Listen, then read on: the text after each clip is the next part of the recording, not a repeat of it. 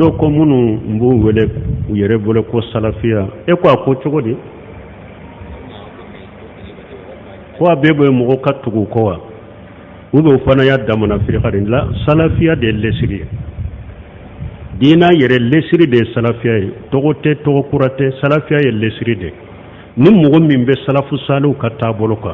kuma tede har binya albani ka sabili dobo akon ni ko ye salafu ye kuma doronte da ka soro ibake katama salafu ka taboloka har dodo onyo de fokutuba kono ngo dawa beddugu koloka dawa min yetinyai na be cido ka dawa ko ye salafu salu ka dawa de dawa min be salafiyaka fodi te fana de ika kuma kan ni ka kewale be sege segera abe salafu ta kono ode togo ko salafiya ulu ta damuna firigaye ulu de ye lesriye as-salafiyatu huwa al-islam sahih salafiya de islamiya sahale nyere de salafiya de salafu sawli katabulo de labwa ala qur'an ayawla de labwa ala hadisa sahalewna de labwa ala kafiru lan to yoro lan nyo bange yoro chama be taagi kataka situma wodi atu hari risalati ko wa itiba'u salafu salih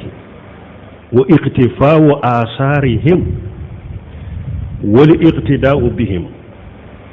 risalati gere ninfo ako wa itiba'u salafu salih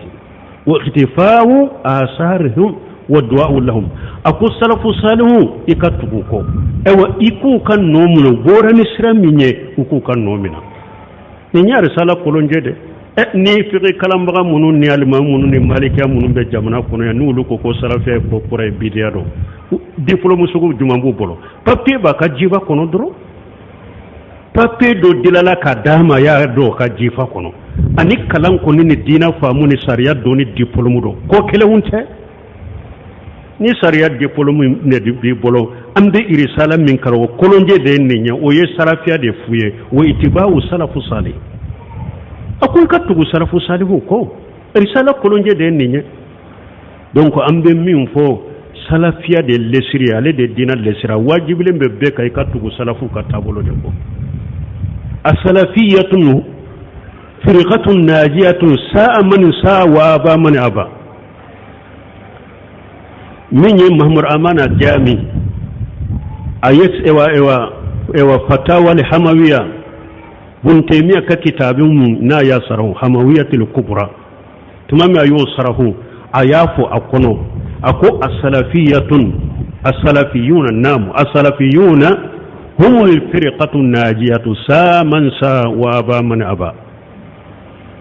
ako salafu de ya jama kisilenye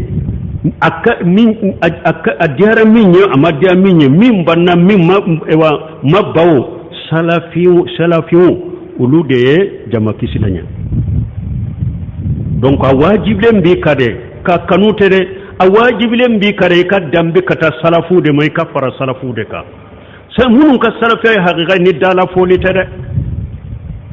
wabaka qawlan wa aqidan wa manhajan wa amala wi salafu tabulo kala ubaka uka kuma kan uka kewalen uka baratugo manhaju abbe salafu ka wajibi do ka fara nunun ka yere de